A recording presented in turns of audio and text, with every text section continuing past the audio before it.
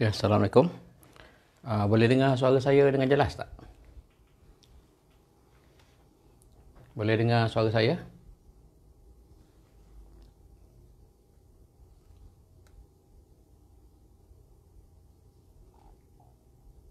Kalau boleh dengar suara saya, tolong tulis ya. Dengar suara saya dengan jelas. So, we can begin our lecture today.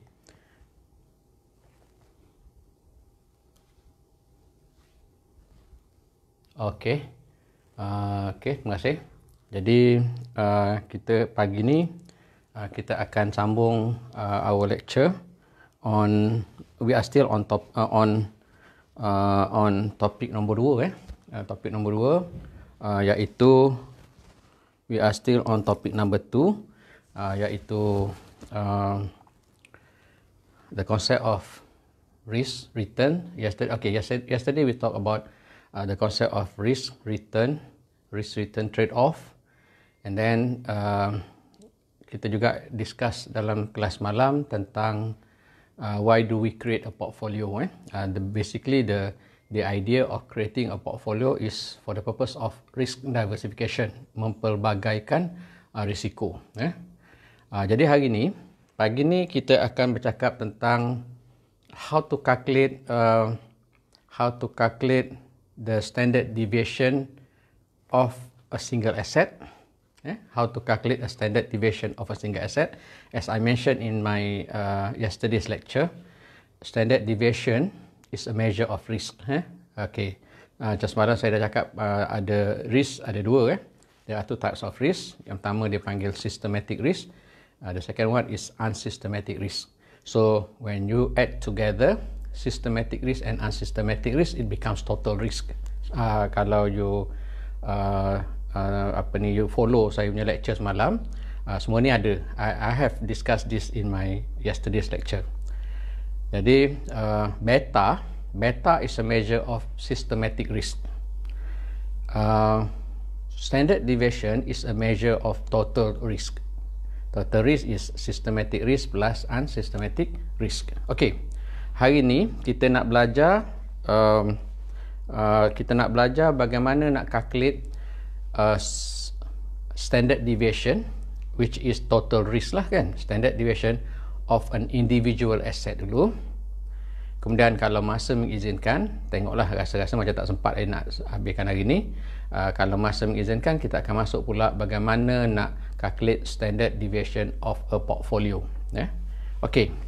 Pertama sekali kita nak cerita bagaimana nak calculate standard deviation of an individual asset dulu. Make sure you get your textbook ready. Those yang ada textbook boleh you can get yourself prepared with the textbook. Saya tak check tadi, saya tulis ni takut terbalik.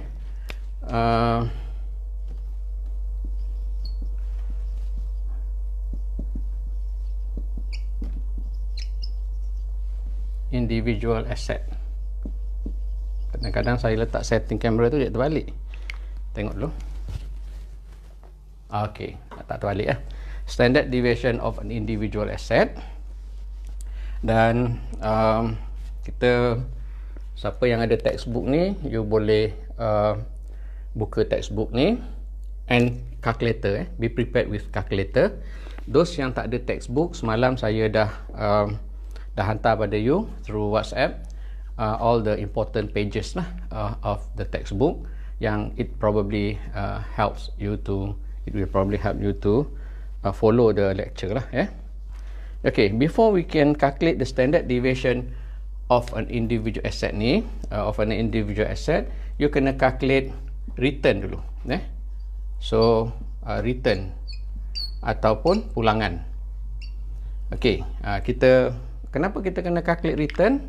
Kerana itu proses dia. That is the steps that you have to follow to calculate the standard deviation. Pulangan, return. Okay, when we talk about return, there are two types of return. Ada dua bentuk pulangan ni. Yang pertama dia panggil sebagai expected return, EXPECTED, expected return. Okay, the second type of return is real return. Real return.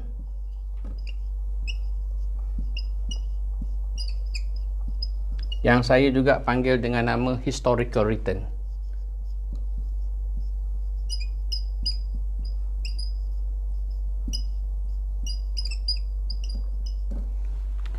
Kan? Okay, so there are two types of return. Yang pertama adalah expected return. Komputer ni tak mati soalan.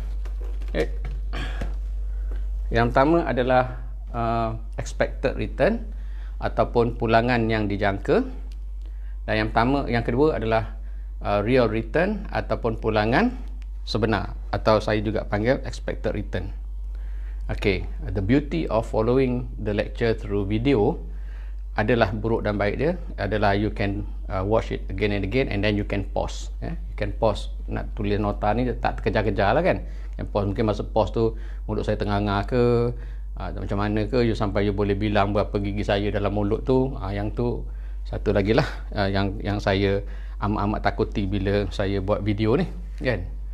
You boleh pause dan you boleh berhenti tengok kan. Okay, saya nak tengok tulisan saya tu jelas tak, you boleh tengok. Okay, boleh cantik dah tulisan tu. Okay, sekarang ni dia ada as the name suggest kan, sebagai expected return ataupun pulangan yang dijangkakan, bermakna benda tu belum berlaku. Sebab tu namanya jangka, dijangka kan. Kalau yang dah berlaku dia tak jangka dah. Kalau yang dah berlaku tu, that is real return. Jadi kalau benda tu belum berlaku, maka return yang kita jangka tu dipanggil expected return. Expected kan, dijangka. Kalau historical return or real return, kita dah tak jangka dah. Benda tu adalah based on past data ataupun based on historical data. Data yang dah sebenar. Data yang sebenar. Contoh macam your CGPA lah. Okay, jangkaan awak tentang GPA semester ni. So jangkaan belum berlaku lagi kan. So what do you expect your GPA for this coming semester, for this semester? And you know what is your GPA for last semester. So yang this coming semester expected. Yang semester lepas real return, real GPA kan. Okay. Jadi kaedah mengira standard deviation based on expected return and based on real return dia berbeza. Dia berbeza. Jadi you must be clear dua-dua kaedah ni. Kalau you of course you need to do a lot of practices lah. You kena buat banyak latihan supaya bila keluar soalan tu you tahu macam mana nak calculate standard deviation kalau based on expected return, dan bagaimana you nak calculate standard deviation based on real return. Okay, dia tak sama. Okay, sekarang ni kita fokus our attention on how to calculate the standard deviation of an individual asset or of an individual risky asset, satu asset, based on expected return. Okay, you turn to chapter 6 malam. You turn to chapter 6. You go to page 174.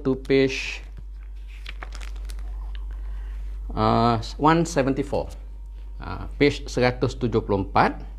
Page 174 ni. Yang ni semua orang dah ada saya dah bagi semalam. Page 174. Exhibit 6.1. Exhibit 6.1. Okay.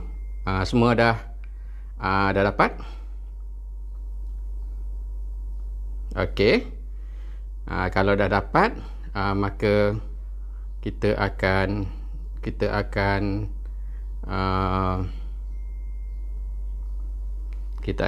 buat Okay. Computation of the expected return for an individual asset. Saya tengok dulu response. Semua dah ready kan? Okay. Semua dah ready dah dengan buku dia ataupun dengan apa semalam tu, dengan dengan apa yang saya dah scan dan saya dah share semalam tu. Okay, so kita tengok soalan ni.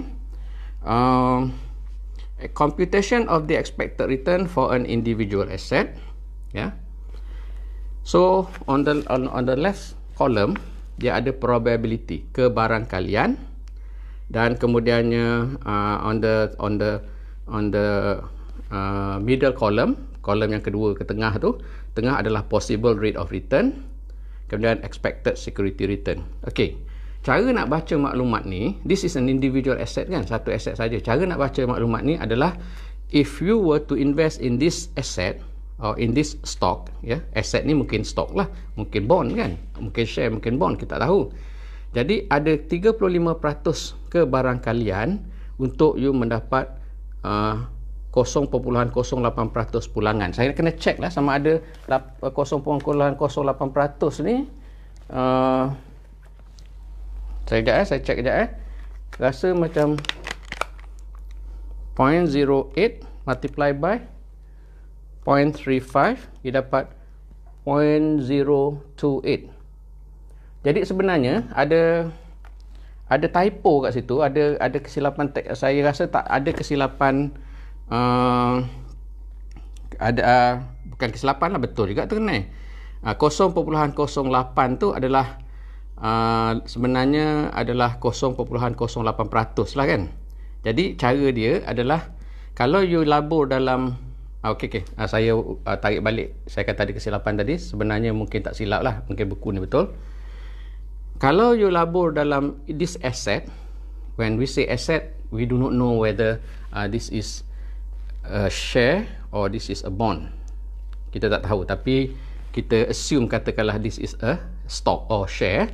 Jadi 35% ke barang kalian untuk kita dapat 0.08% pulangan. Ada 30% ke barang kalian untuk kita dapat 0.10% pulangan.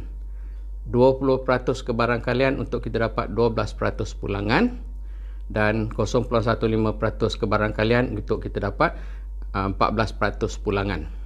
Ya. Okey.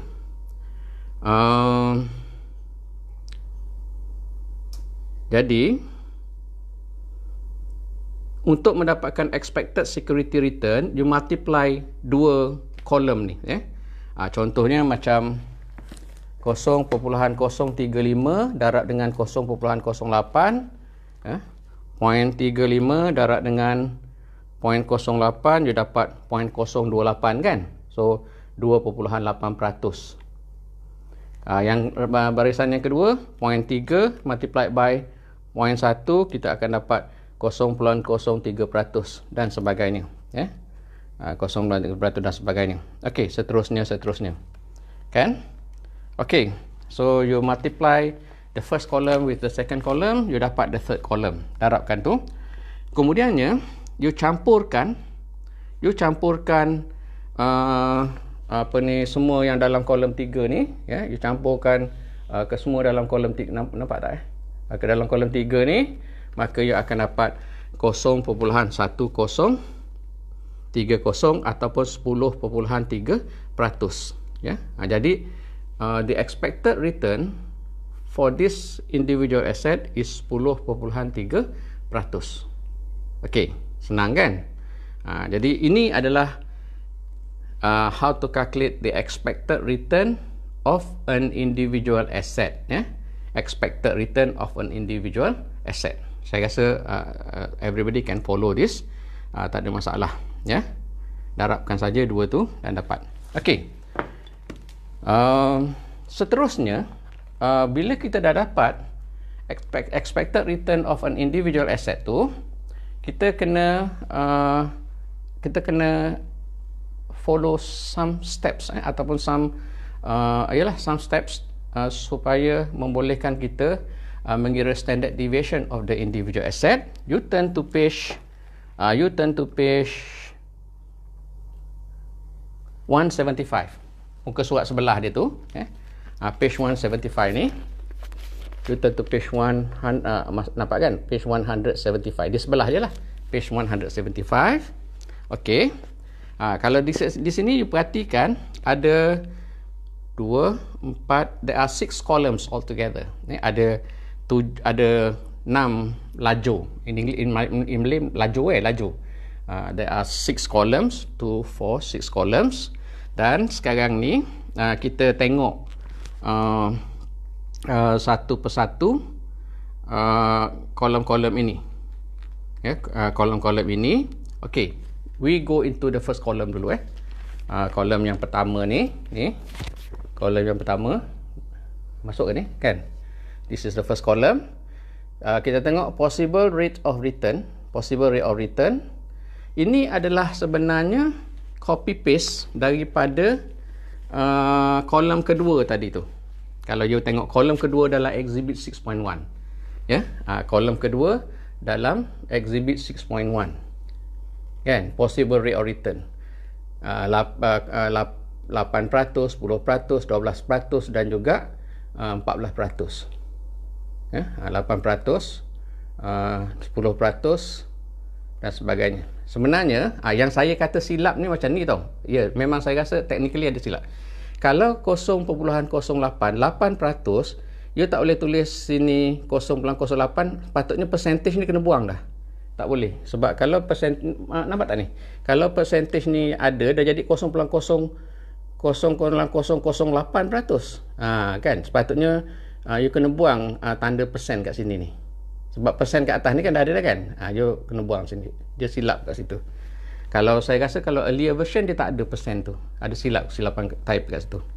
Kesilapan kecil tetapi efek dia besar sebab dia akan mempengaruhi you punya decimal point dalam pengiraan.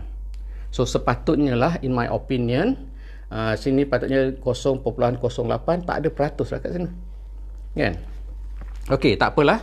Lepas daripada tu, tempat-tempat lain tak silap, dia tak tulis dah peratus. Yang itu je satu. 0.01. So 8%, 10%, 12% dan 14%. 8, 10, 12 and these are the possible rate of return which is a copy paste of kolom 2 tadi. Yang tu senang kan? Kemudiannya expected security return ataupun expected rate of return ni yang kita calculate tadi. Yang kita calculate dalam kolom yang kolom 3 muka surat 174 ni, kolom 3. So 10.3% ataupun 103 ni 10.3% lah kan, adalah yang kita calculate tadi. Kalau saya tunjuk kat sini tak masuk dalam skrin, dalam kita punya skrin ni, you tengok dalam handout yang saya bagi semalam dah, kan? Jadi dalam kolom 2, expected security return 0.103 is what we have calculated just now di exhibit 6.1. Okey. Saya tulislah senang, sebabnya kalau saya tak tulis, saya angkat sini, goyang sana, goyang sini kan. Jadi mungkin you nak tengok, you nak follow pun payah. So let me write it down.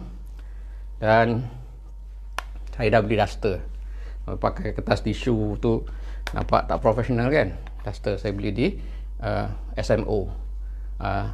SMO dulu Syarikat Muda Osman. Sampai sekarang dipanggil SMO saja kan. Dekat Tesco ada SMO. Tauke dia tu Tuan Haji Azman tu sama sekali dengan saya belajar di US dulu. Tauke SMO tu. Jadi saya pernah jumpa bekas pelajar saya lah yang bekerja di SMO, pelajar finance. Jadi dia stack buku kan. Saya dia tegur saya dan saya pun kata you kerja sini. Cik kerja sini. Masa tu Muda Osman lah, nama Muda Osman. Jadi sebelum kerja Muda Osman, saya kerja di Tua Osman. Jadi sekarang ni saya dah kerja di Muda Osman. Itu cerita dia lah. Dululah Ada ke Muda Osman? Tak ada lah. Saya buat-buat aja. Jadi tauke dia tu, Haji Azman tu, sekali dengan saya belajar dulu. Dia adalah family business lah.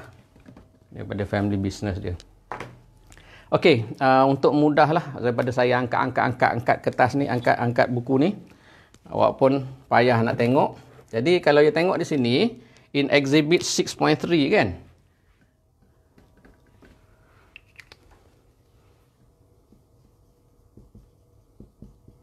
salahnya satu ni, whiteboard ni kecil sangat ya.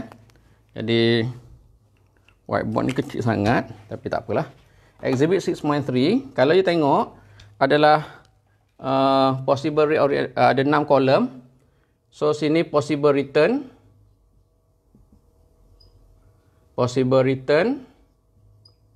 Saya nak cuba fit in kan ke 6 kolom tu.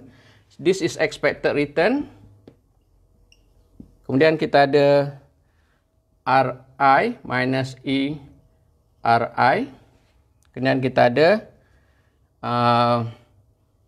tak muat juga ni 3. Tak apa, saya selesaikan yang ni dulu Okey. Ada 3. Sebab sini saya muat satu lagi kot. RI minus E RI to the power of 2 multiplied by P kat sini. Okey. Possible return, kita tengok satu row dululah. Row yang pertama dulu. Kemudian row-row yang lain, konsepnya samalah. Very similar. Once you understand the first row, the second row, the third row, and so on and so forth, you boleh faham dengan mudah lah. Iaitu row your boat. Gently down the stream, merrily, merrily, merrily, life is but a dream. Okay. So kita tengok sini possible return. Let's say for example the first row is 0.08. Okay, 0.08. And then expected return ini 0.08 dan 0.10, 0.12 and 0.14. Ini adalah copy paste daripada exhibit 6.1 kolom 2 tadi. Kan? You tengok on page 174. Ini adalah possible rate of return. So, ini tak ada apa-apa lah. Bukan kita nak calculate apa-apa ni. There's no need for you to calculate anything here because this is a copy paste of exhibit on second column of exhibit 6.1. Kemudian kat sini, kita ada expected return of 0.103, 10.3% lah. 0.103, 0.103 and 0.103. Yang ini adalah ini adalah kita calculate tadi. Kan dalam exhibit 6.1 on page 174, yang ni kita dah calculate tadi. 10.3% dalam kolom yang ke 3 bawah sekali tu. Expected return. Kemudiannya RI minus ERI. So this is RI. This is ERI. So this is RI. Okay, this is ERI. Jadi RI minus ERI adalah ini tolak ini. Maknanya sini tolak sini you dapat ni. Kan kalau contohnya kita ambil the first row tu 0.08 minus 0.103 you dapat minus 0.23. Minus 0.23. Okay, minus 0.23. Sama juga untuk yang kedua. 0.10 minus 0.103, 0.10 minus 0.103, you dapat minus 003 minus 0.003. Kalau yang ini tolakkan lah kan? Tolakkan. Okey. 0.12 minus 0.103, you akan dapat 0.017, 0.017. Kemudian yang terakhir sekali 0.14 minus 0.103, you dapat 0.037. 0.037. Okey. Ini adalah row yang kolom yang ketiga. Semua ni ada sebenarnya dalam buku kita kan. Cuma I explain to you so that you know where the figures come from. Okay. RI minus ERI to the power of 2. RI minus ERI to the power of 2. Maknanya ni, ini, you kuasa 2 kan dia. You kuasa 2 kan dia. Contoh, 0.23 to the power of 2. To the power of 2. Maka you akan dapat 0.05. Kan? Betul tak? Ini bukan 0.08 minus 0.103 is ni salah decimal point salah ni. Tu saya tengok salah tadi. Point sebenarnya 0.023. Mana point 0 ni salah saya tulis salah point 023 bukannya 03. 0.023. Jadi kalau 0.023 to the power of 2, kalau you pakai calculator B2 plus ni, you tekan to the power of 2, maka you akan dapat 0.0005, kan? You dapat sini 0.0005 multiply dengan probability distribution. Probability distribution adalah yang kolom yang pertama tadi tu dalam exhibit 6.1, ini probability distribution ni. Kan? Darab kali dengan ni. 0.35, 0.30, 0.20 dan sebagainya. Ni saya dah tak muat kat sini nak tulis. So didarabkan sini 0.35. Sini adalah kuasa 2 kan dia. 0.003 to the power of 2. You dapat 0.00 darab dengan 0.3. Jadi kalau 0 darab ini dapat 0 juga lah kan. Yang ini 0.017 to the power of 2 adalah you dapat 0.0003. 0003 darab dengan probability yang ketiga adalah 0.2.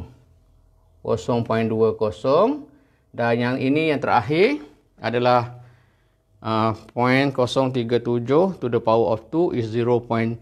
0.0014 darabkan dengan probability of 0.15, dan you akan dapatlah dapat seperti yang dalam kolom yang terakhir tu.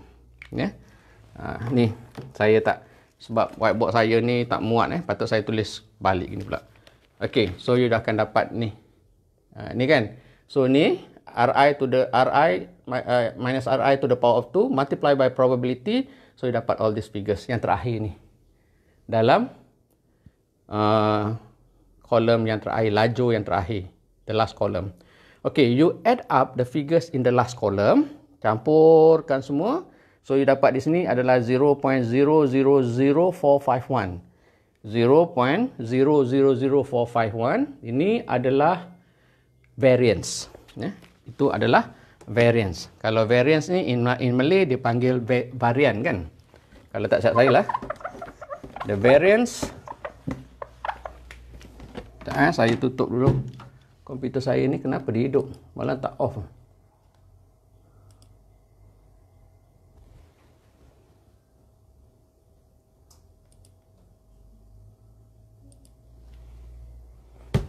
Okey.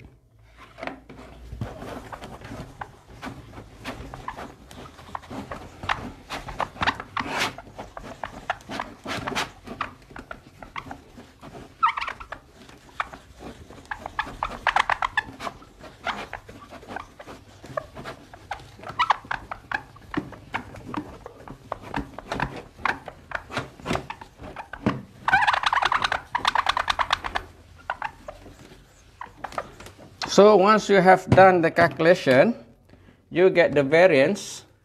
The variance ni adalah tanda ni kuasa 2 lah. Variance of 0.000451.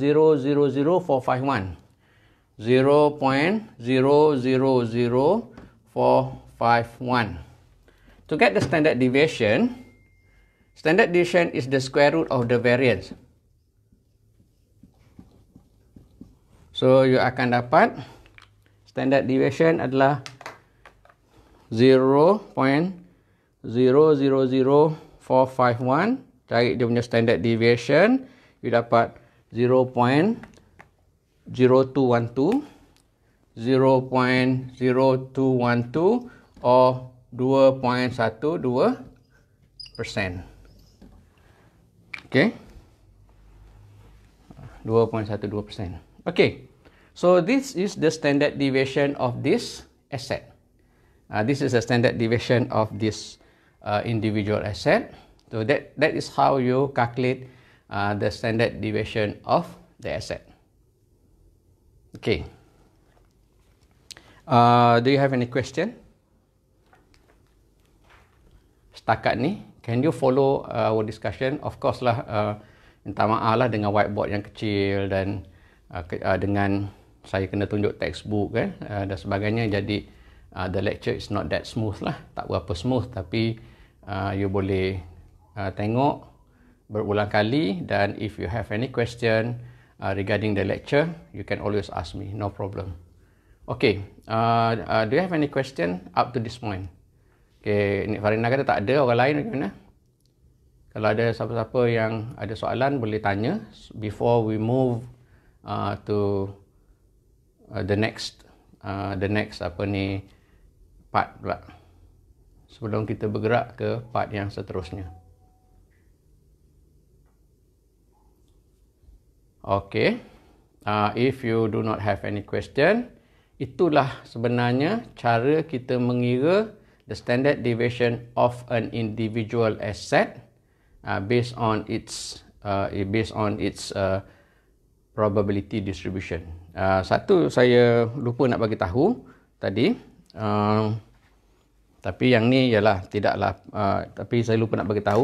Kalau you tengok probability distribution ya, kalau you tengok probability distribution sini 0.35 plus 0.30 plus 0.20 plus 0.15 kan. Kalau you add up the probability, dia akan menjadi 1.00. Kalau 0.35 plus 0.30 plus 0.20 plus 0.15, kalau you campurkan semua, dia akan jadi 1.00. 1 means certain, pasti. Satu adalah pasti. Ya? Jadi macam kalau kita bercakap tentang, kalau ustaz-ustaz selalulah cakap kan, kalau kita dengar ustaz-ustaz mengajar kuliah subuh ke apa, ya, mati itu pasti, kan? Mati itu pasti. Semua orang akan menghadapi mati. Macam saya kata, semua orang akan meninggal dunia, tak balik kecuali angkasawan Syekh Muzaffar Shah yang meninggal dunia dan balik semula. Okey. Mati itu pasti. So 1.00 probability. Cuma setiap orang daripada kita ini mati, apa penyebab dia? Mungkin ada yang mati kerana kemalangan jalan raya. Berapa kebarangkalian untuk kita meninggal dunia kerana kemalangan jalan raya? So berapa probability? Mungkin mati sakit, kan? Probability dia berapa? Mungkin mati apa lagi? Sakit, accident, mungkin mati bunuh diri. Ini na'udzubillah lah kan, kita Islam tak mati bunuh diri contohnya, dan macam-macam lagi punca-punca kematian, kan? Serangan jantung ke apa ke dan sebagainya. Serangan jantung menyentuh hati, yang itu kan saya cerita. Okey, tapi when you add up the probability, kebarangkalian of kemalangan jalan raya, kebarangkalian of mati sakit, kebarangkalian of gini, kebarangkalian of itu dan sebagainya, when you add up, dia akan jadi 1.00, which is pasti. Death is a certainty, kan? Kita belajar, ustaz-ustaz selalu sebut kan, mati itu pasti, mati itu pasti. Gitulah. Okey. So when you add up the probability distribution, it becomes 1.00, which is certainty, kan? Okey. Sekarang ni saya nak pergi pula kepada bagaimana kita nak calculate standard deviation of an individual asset juga, tetapi kali ini based on historical return. Based on historical return. Jadi untuk ni, you kena pergi kepada exhibit, you kena pergi kepada page 176, exhibit 6.4. You pergi kepada page 176, exhibit 6.4. Ya. Ini lagi payah nak tunjuk ni, benda ni panjang kan. Okey. Exhibit 6.4, page 176 ni. Okey.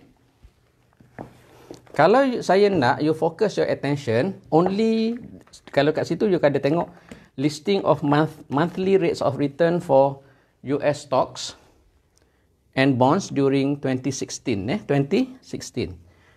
Monthly rates of return for US stocks and bonds during 2016. Okey, kalau you perhatikan kat sini, monthly rates of return dia tak ada probability. Macam tadi ada probability kan? Kenapa dia tak ada probability di sini? Because benda itu dah berlaku. Bila dah berlaku, dah tak ada kebarangkalian lah. Contohnya kalau kita tengok orang tu meninggal dunia kenapa? Accident, kemalangan jalan raya. So, kita kata dia mati pasti kerana kemalangan jalan raya. Begitu. Jadi pasti. Dia tak ada probability dah. Yang ada probability, yang benda yang belum berlaku, yang kita tak tahu lagi. So, yang itu ada probability. Okay, so kalau you tak faham pun, tak apa, kita boleh bergerak terus. Yang paling penting adalah when we talk about historical return, there is no probability. Tak ada probability macam tadi, macam asset tadi kan? Asset pula masa kita cakap pasal probability. Okay, kalau you dah lost ni, apa yang saya cuba cakap? Tengok balik pada early part of my lecture tadi, di mana saya kata nak calculate standard deviation ada dua kaedah. Yang pertama adalah of course dua-dua kaedah tu memerlukan kita mengira return. Cuma nak kira return ada dua kaedah. Yang pertama adalah based on expected return dan based on real return. Jadi tadi kita dah selesaikan masalah nak calculate standard deviation of an individual asset based on its expected return. Nak tahu expected return macam mana? Dia ada probability. Okey, sekarang apa yang saya cuba tunjukkan adalah bagaimana nak calculate standard deviation of an individual asset based on its real return or historical return. Jadi, untuk menunjukkan contoh tu, saya nak you all tengok exhibit 6.4 on page 176. 176. Okey. Di situ ada dua asset actually. There are two assets actually kat situ. Yang pertama adalah S&P 500 Total Return Stock Market Index. That is the first asset. And the second asset is Barclays Capital US Aggregate Bond Index. Jadi yang kedua adalah Barclays Capital US Aggregate Bond Index. Jadi satu indeks saham, satu indeks bond. Kalau you tak faham pun apa nama Barclays, apa benda-benda tu semua, does not matter. We are only interested untuk tengok bagaimana kaedah dia kira. Okay, Jadi di sini, untuk saya nak you pay your attention only on S&P 500 Total Return Stock Market Index sahaja. You ignore Barclays Capital US Aggregate Bond Index. So, you pay your attention only the first asset, S&P 500 Total Return Stock Market Index. Okey, dia dah bagi kita, return untuk 12 bulan sepanjang tahun 2016.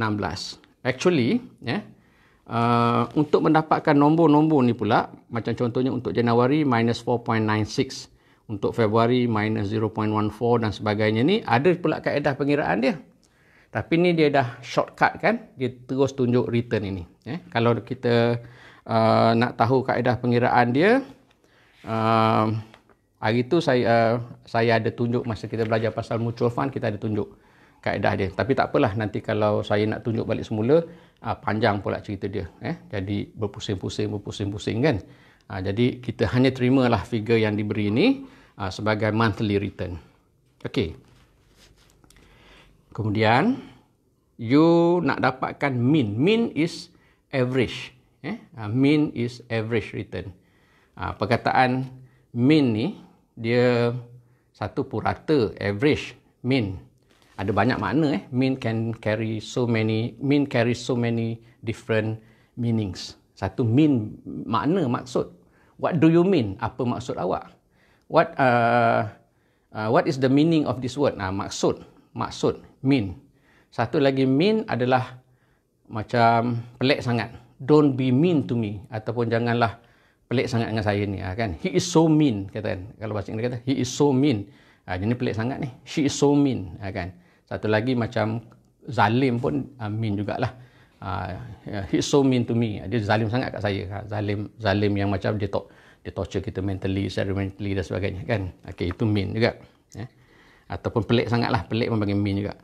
Yang tu tak apalah. Itu adalah bidang kuasa pensyarah bahasa Inggeris. Tapi kadang-kadang saya ni dah terjumpa, saya cakap jugalah, so that you can learn more than just finance, ya. Okey. Nak dapatkan mean or average return atau purata, you campurkan, you add up all these figures. Minus 4.96 plus minus 14 plus 6.678 plus semua, yang mana minus lah kan. You campurkan, you bahagikan dengan 12. Jadi ni kita nak cepat kan.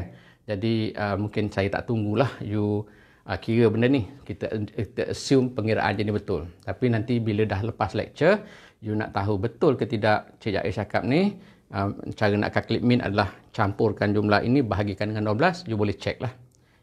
Jadi how to get the mean of 0.98, how to get this mean of 0.98. For those of you who are lost, kat mana ni kita?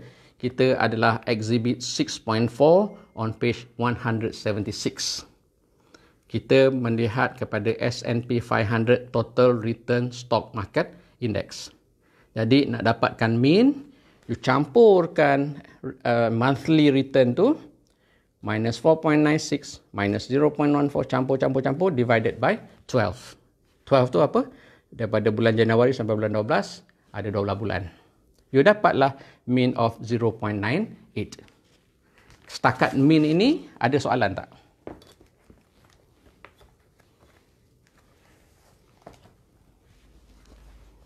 Ataupun saya bagi you seminit untuk you calculate dan you sahkan betul ke tidak apa yang saya cakap tadi. You campurkan the monthly return, you divide it by 12, you dapatlah the mean or the average return of 0.98.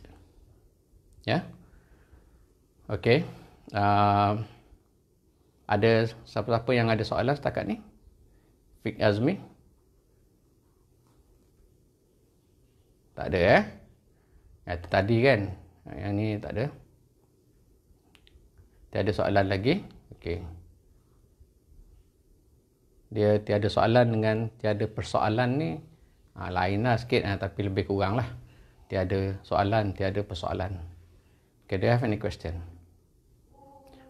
Saya lupa nak cakap tadi, ada before we go live, before we went live, ada pelajar yang message saya, dia dah request for Bursa Marketplace tapi saya belum approve lagi. So dia tak boleh nak main lagi lah, tapi tak apa, lepas live ni nanti saya akan approve lah. Dan satu lagi, saya janji hari tu saya nak hantar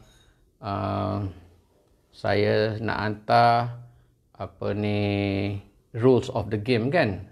Saya belum hantar lagi, belum buat lagi. Saya pun nanggur-nanggur juga kerja, tapi insyaAllah kot hari ni kot, kalau saya berkesempatan, nanti saya akan type peraturan permainan tu, dan kemudiannya saya akan share with you in WhatsApp lah.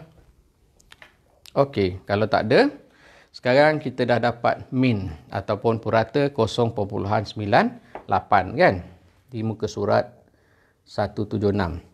Kemudiannya you pergi kepada muka surat 178.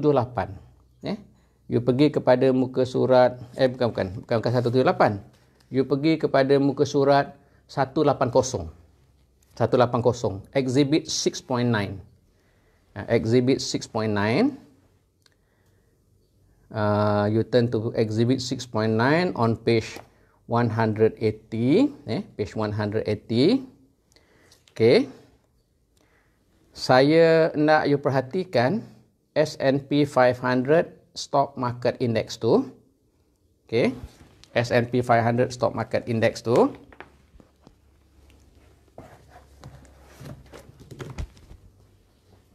Okay. Kalau kita tengok di sini, ada 3 kolom kan? 2016. Kemudian kita ada RI minus RI bar. Kemudian RI minus RI bar to the power of 2. So ada 3 kolom kat sini. Okey. Kemudian kita ada Januari hingga Disember lah. Februari, Mac dan seterusnya lah sehingga Disember. Okey. Saya nak you tengok dekat sini macam mana dia dapat figure minus 5.95 ni. Minus 5.95 ni. Saya nak explain to you bagaimana dia dapat Ri minus Ri bar of 5.95. Okey. Let me show you dia dapat macam mana. Ri adalah return untuk bulan Januari. Okey, you turn back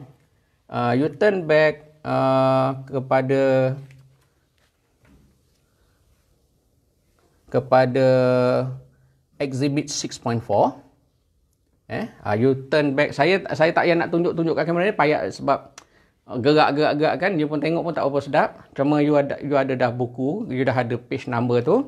So you turn back to page 176, page 176 exhibit 6.4. You akan dapat pada Januari S&P total return stock market index adalah minus 4.96. So saya nak tunjuk pada you macam mana dapat benda ni kan. Jadi minus 4.96 ni untuk Januari Januari. So this is Ri. Dan Ri bar adalah return of 0.98 kat bawah tu. Minus 0.98. Dekat bawah tu kan. Minus 0.98. Jadi kalau kita tengok sini. Minus 4.96. Minus 4.96 negatif. Minus pula 0.98. You akan dapat minus 5.94 kalau kita tengok sini, minus 5.94 kalau saya punya calculator, tetapi dia dapat minus 5.95. Kenapa beza 0.01 itu? It is probably due to decimal point lah, titik perpuluhan ya. Mungkin saya pakai calculator saya ni pakai 4 decimal point, mungkin dia guna 2 decimal point, that I do not know lah, tapi kita dapat minus 5.94. Dia dapat minus 5.95. Minus 5.94. This explains how they get this Ri minus Ri bar. Ini untuk Januari kan. Saya ulang balik Ini you dapat kalau daripada exhibit 6.4 muka surat 176 bulan Januari, dia punya S&P total return stock market index adalah minus 4.96. Minus dengan min tu yang kat bawah tu 0.98. Dia dapat ni. Bar ni menunjukkan average lah. Average purata. Okey. Saya tunjuk satu lagi untuk bulan Februari pula. Contoh untuk bulan Februari. Kalau untuk bulan Februari, saya tunjuk untuk bulan Februari pula.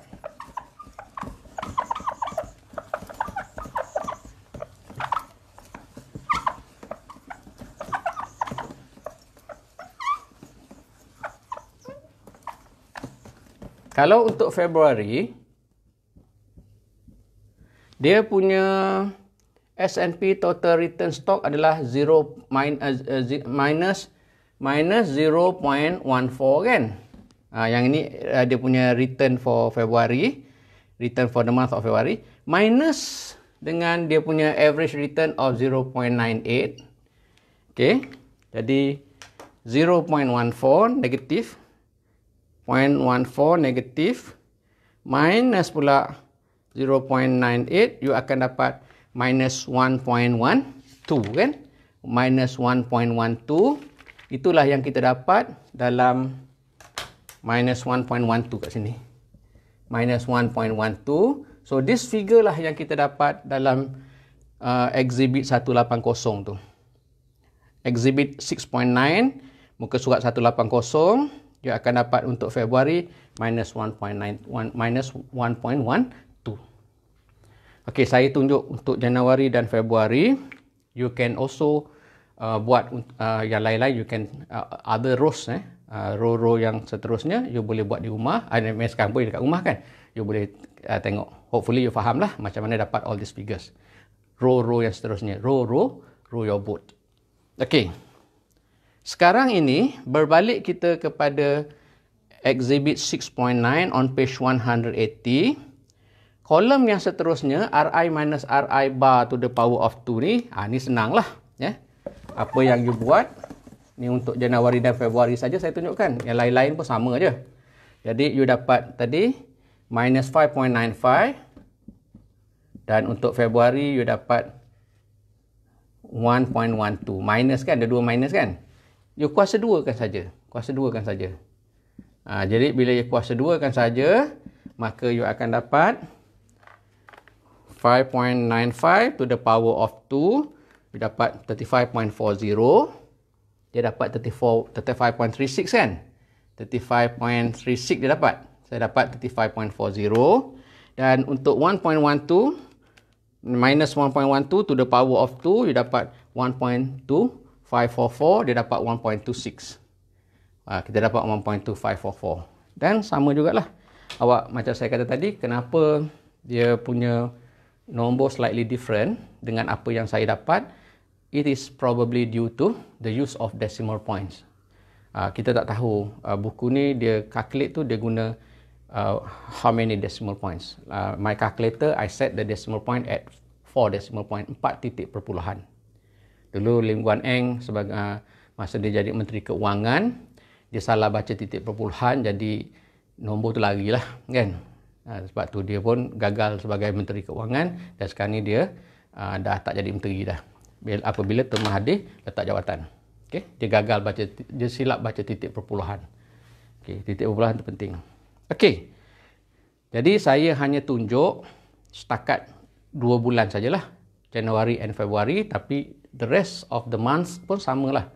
Kalau saya tunjuk banyak kali, panjanglah lecture saya. Tetapi kita keep on repeating the same concept again and again. Okey. Kemudiannya, bila dah dapat benda tu, Ri minus Ri bar kat sini, you campurkan semua. You campurkan semua tu dalam kolom yang ketiga. You akan dapat 96.90 sum. Sum. Sum means jumlah lah. Jangan sebut sebagai sum. Kalau bahasa Melayu, SUM, sum, tulang sum-sum kan. Ini sum. Sum means jumlah. The jumlah, the sum of these figures adalah 96.90. Sum is 96.90.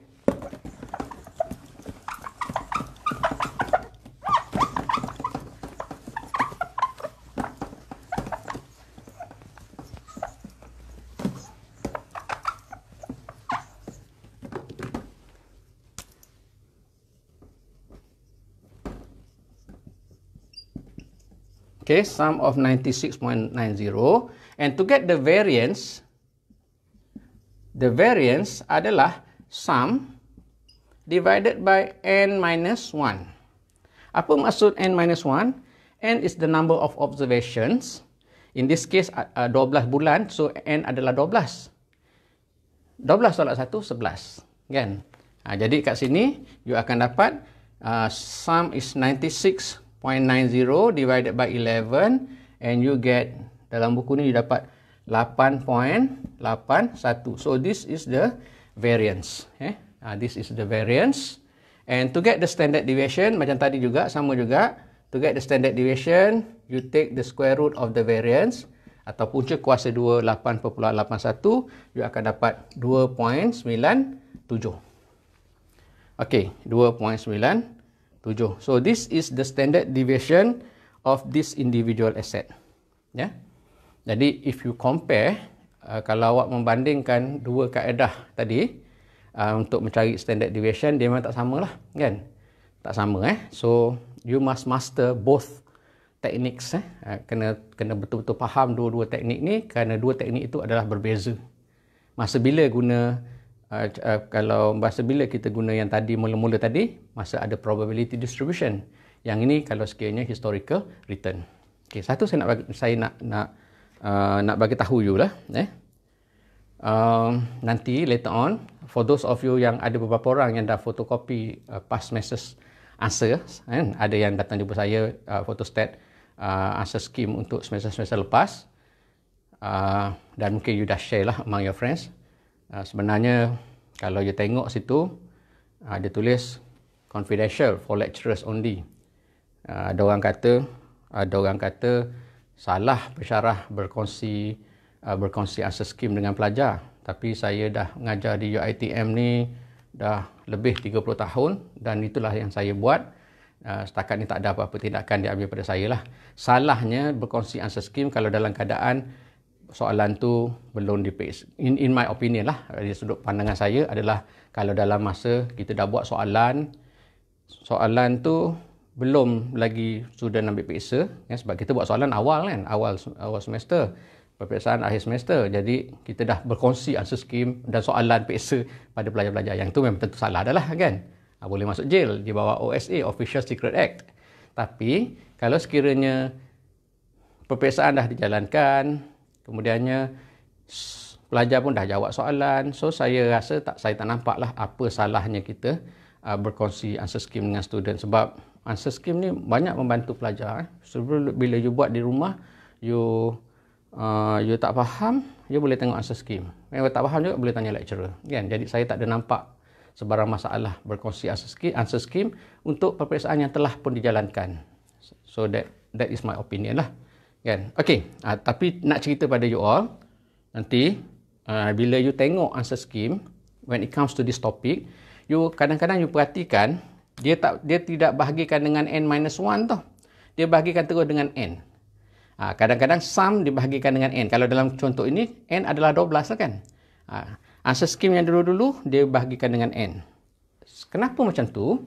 Kerana dulu-dulu buku ni pun, kalau earlier version of this book, ataupun mungkin some of you mencari sumber-sumber daripada internet ke apa ke, ataupun daripada sumber-sumber textbook yang lain, memang ada versi yang menunjukkan bahawa to get the variance adalah sum divided by n, bukan n-1.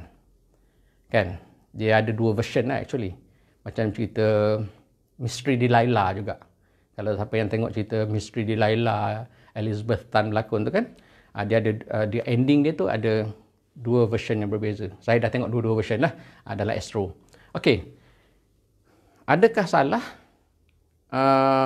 Tak salah, sebab dulu macam tu. Dulu orang faham divided by n, tetapi sekarang ni textbook yang kemudian dia bahagi dengan n-1. Jadi, for the sake of uniformity, supaya kita memberikan jawapan yang sama, saya nak pelajar-pelajar ni menggunakan versi n-1. Ya, versi n-1, sebab this is actually the latest version lah. Ilmu ni dia evolve tau. Ilmu ni dia evolve, dan kadang-kadang bila berlaku penemuan-penemuan baru, ilmu yang kita pakai dulu, ilmu yang dulu tu dah tak terpakai tau. Jadi kita ambil yang terbaru lah, kan? Ini dalam contoh ni. Sebab nanti saya banyak pelajar-pelajar yang tengok answer scheme, dia keliru tau. Dia keliru. Kenapa bagi dengan n? Saya ajar dalam kelas bagi dengan n-1. So saya nak kita berpegang pada satu mazhab sahaja, ahli sunnah wal jamaah, iaitu n-1. Ingat okay?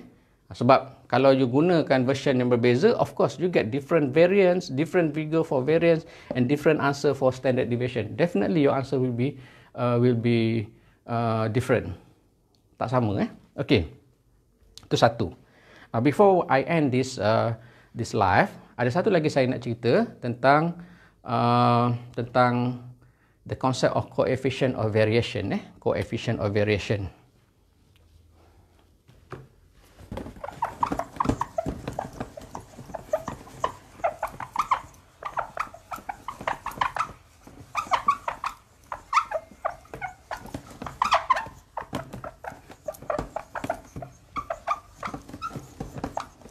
Okay, in making the investment decision, standard deviation ni, the higher the standard deviation, the higher the risk. The lower the standard deviation, the lower the risk. Okay, naturally, kita membuat andaian bahawa people are risk averse. Kebanyakan orang dia takut kepada risiko. Of course, there are some risk takers, tetapi this is a minority. Kebanyakan daripada kita adalah risk averse. Tengok orang memandu di jalan raya, kebanyakannya memandu secara bersopan sebab takut aksiden kan. Adalah segelintir 1% tu memandu secara reckless, secara tergopoh-gapah. Kebanyakan daripada kita tak mahu panjat gunung Everest ke apa sebab kita takut jatuh mati. Kebanyakan daripada kita. 99% of us are risk averse, takut nak banyak. Tapi ada orang yang 1% of us yang memang risk taker. Mereka panjat gunung, mereka bawa kereta laju dan sebagainya. Okay. So, andaian kita adalah all investors are risk averse. Jadi, kalau kita ada dua pilihan saham, kita nak pilih saham A dan saham B, satu saham standard deviation dia tinggi, satu saham standard deviation dia rendah, maka andaian dia adalah kita pilih saham yang standard deviation dia rendah, menunjukkan risiko dia rendah. The higher the standard deviation, the higher the risk. The lower the standard deviation, the lower the risk. Satu. Yang kedua ni adalah bercakap tentang returns. Katakanlah for example, you ada dua saham saham A dan saham B. Okey. Kita ada dua saham, saham A dan saham B.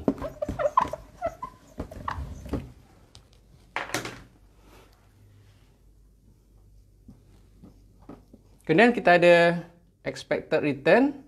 Kemudian kita ada standard deviation.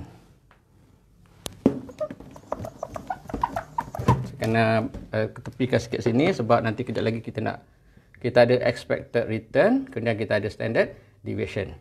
Katakanlah, contohnya, kedua-dua saham ini memberikan pulangan yang sama. Saham A memberikan pulangan 10%, saham B juga memberikan pulangan 10%. Tapi saham A standard deviation dia adalah 5%, saham B katakanlah standard deviation dia adalah 1%. Contohnya lah begini Jadi, if you were to choose only one stock, which one would you choose? So, obviously, kita akan pilih saham B kerana walaupun kedua-dua saham itu memberikan pulangan yang sama, tetapi saham B risiko dia lebih rendah. Standard deviation lebih rendah, it means that risiko dia lebih rendah. So, in this situation, the choice is obvious. Pilihan kita jelas. Kan? Bagaimana pula kalau sekiranya begini? Kalau sekiranya begini. Saham A dan saham B, kedua-duanya mempunyai standard deviation yang sama, tetapi return dia begini. Okey.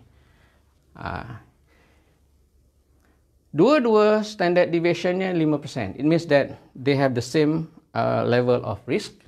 Tetapi saham A memberikan pulangan 10%, saham B memberikan pulangan 3%. Yang ini pun the choice is obvious. We will choose A. Why? At the same level of risk, we have higher return. Kan? Yang ini pun the choice is obvious. Senang. Kita akan pilih A kerana A memberikan pulangan yang tinggi berbanding dengan B pada kadar tahap risiko yang sama. Okey, the less obvious choice adalah kalau begini. Katakanlah saham A memberikan pulangan 10%, kadar risiko dia 5%. Saham B, kadar risiko dia 3%, memberikan pulangan katakanlah 4%. Nak pilih mana? Contohnya begini. Kalau kita tanya begini, yang manakah kita nak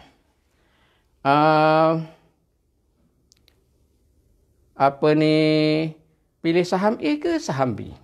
Nanti orang akan kata, saya pilih A lah. Kenapa? Kerana pulangan dia tinggi. Kan? Pulangan dia tinggi.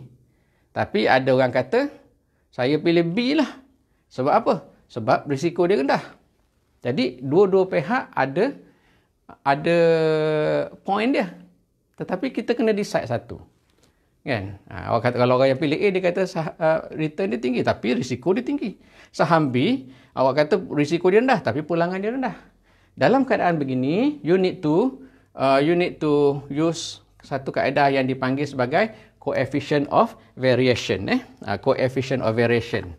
Saya lupa dah formula dia, nanti saya tengok sekejap. Coefficient of variation.